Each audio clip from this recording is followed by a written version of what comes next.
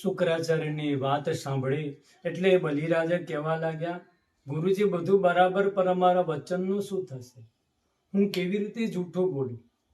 હું તો દાન કરવાનું કહી ચૂકી છું. શુક્રાચાર્ય કહે, રાજા, 6 સ્થાન એવા છે જ્યાં જૂઠું બોલવામાં દોષ નથી. તો રાજા કહે, એવા કયા છે સ્થાન? ત્યારે શુક્રાચાર્ય કહે, ત્રિષુ નર્મ વિવાહે ચ વૃત્યર્થે પ્રાણ સંકટે ગૌ બ્રાહ્મણાર્થે હિંસાયામ નાનૃતમ સ્યાજુગુપ્સિતમ. આ 6 સ્થાન એવા છે જ્યાં જૂઠું બોલવામાં દોષ લાગતો નથી. તો પહેલું સ્થાન બતાવી ત્રિષુ, એટલે સ્ત્રીઓની આગળ જૂઠું બોલવામાં દોષ નથી. કેમ કે આ સ્ત્રીઓનો સ્વભાવ છે. કોઈક જગ્યાએ ફરવા જાય, લગ્નમાં જાય, કથામાં થાય, મહોત્સવમાં જાય, ખબર નહીં કઈ વસ્તુ પસંદ આવી જાય અને ઘરે આવી અને કહેશે કે આજે તો સુંદર મજાનો હાર જોયો, અને તમે જો ના કહો કે ભાઈ ઘર જ બેરે બેરે ચાલે છે ને હારની પડી છે, તો સમજો કે રોટલી મળવી મુશ્કેલ. પણ અને એ જ સમયે ઘરમાં ઝઘડાની શરૂઆત થઈ જાય. તો એ સમયે બસ એટલું જ કહો કે ચિંતા ન કરો, આ 7 તારીખે પગાર આવશે ને એટલે પહેલા જ સેટ તમારા હાથમાં આવશે, અને પછી શક્તિ હોય તો હાર લાવજો, નહીં તો વાત ભૂલી જવાની. એ સમયે તો ઝઘડો ન થાય. તો આવા સમયે જૂઠું બોલો એ નિંદનીય નથી, દોષ નથી. બીજું છે નર્મ, એટલે હસી મજાકમાં કોઈ જૂઠું બોલે એનો પણ દોષ નથી. પછી ત્રીજું આવે છે વિવાહે, એટલે વિવાહના લગ્નમાં તમે કન્યા જોઈ છે, કેવી છે એ આપણે કન્યા જોઈ ન હોય, ન જો હોય, પરંતુ પ્રશંસા કરી વિવાહ કરવામાં આવે તો કોઈ દોષ નથી. વૃત્યર્થે, જીવિકા નષ્ટ થઈ રહી હોય તો જૂઠું બોલવામાં, જો જીવિકા બચતી હોય તો જૂઠું બોલીને પણ એ આપણી જીવિકા બચાવવી જોઈએ. પ્રાણ સંકટે, પ્રાણ સંકટમાં હોય ત્યારે પણ જૂઠું બોલવામાં દોષ નથી. ગો બ્રાહ્મણાર્થ હિંસાયા, આપણે બેઠા છે, ગાય દોડતી દોડતી આવી એક ગલીમાં ઘૂસી ગઈ, એવામાં એક કસાય આવી ગાયને પકડવા માટે, અને તમને પૂછ્યું કે તમે ગાય જોઈ છે. એ સમયે તમે જો સત્યવાદી બન્યા તો તમારું વચન એ ગાયના વધનું કારણ બનશે. તો એ સમયે જૂઠું બોલો, એના પ્રાણ બચાવવા જોઈએ. તો આ સ્થાનોમાં શુક્રાચાર્યજી બલિને કહે છે કે જૂઠું બોલવામાં કોઈ દોષ નથી. આ સાંભળ્યા પછી પણ બલિરાજા નમસ્કાર કરી અને સ્પષ્ટ કહેવા લાગ્યા, ન અસત્યાદ પરો ધર્મ ઇતિ હોવાચ ભૂરિયમ સર્વમ સોઢુમલમ મન્યે ઋતેલિક પરમ નરમ. આ પૃથ્વી કહે છે કે મને આ પર્વતોનું વજન લાગતું નથી જેટલું વજન મને જૂઠું બોલવા વાળાનું લાગે છે. બલિ કહે, ગુરુજી, હું જૂઠું બોલીને પૃથ્વી પર જીવવા માંગતો નથી. આ રાજ્ય રહે કે જતું રહે, પરંતુ હું આ કુલમાં કલંકી બનવા માંગતો નથી. જે પરિણામ આવશે એ સ્વીકારીશ.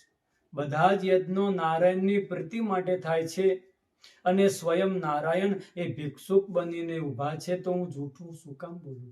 અરે ગુરુજી, આ તો મારે માટે ગૌરવની વાત છે કે મેં બધા જે ભગવાનની પાસે માગે છે ને, એ ભગવાન મારી પાસે ભિક્ષુક બનીને આવ્યા છે, તો હું તો દાન આપવાનો.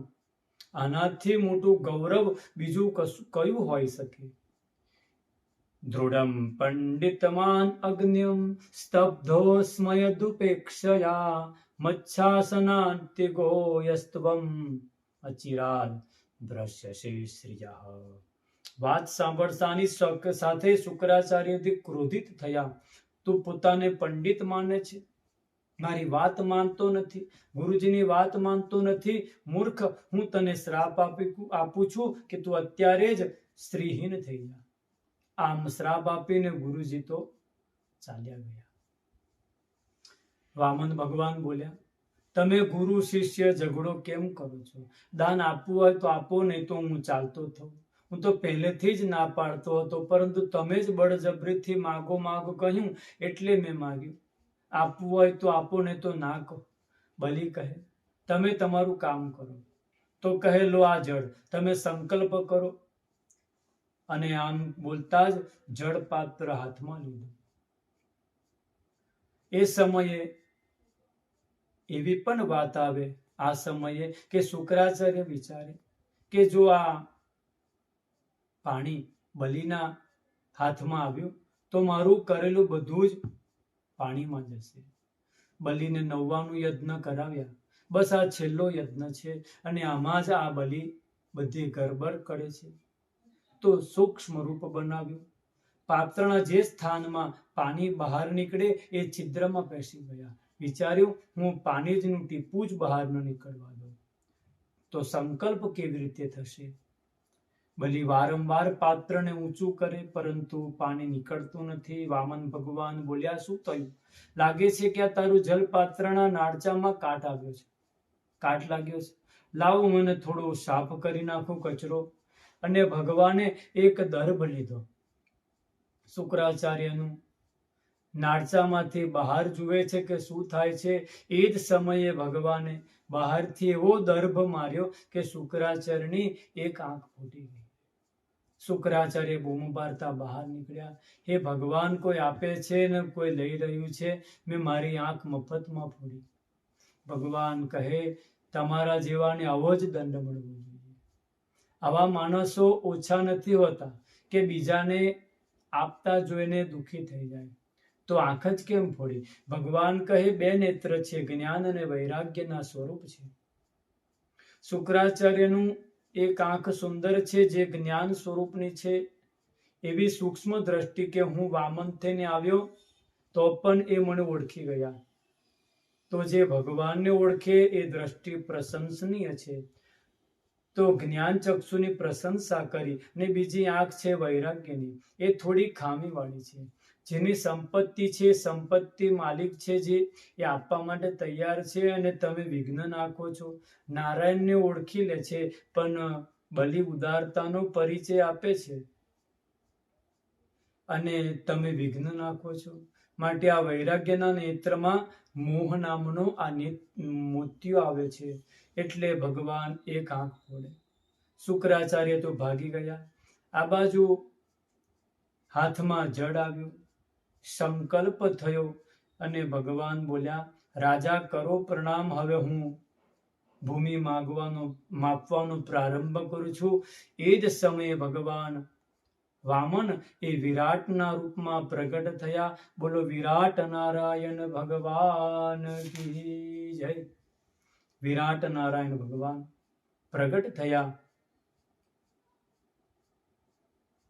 અને એ સમયે ભગવાન કેવું વિરાટ રૂપ ધારણ કર્યું અને કેવી રીતે આ 3 ડગલા જમીન માપે એ આપણે આગળ સમજીશું. જય શ્રી કૃષ્ણ.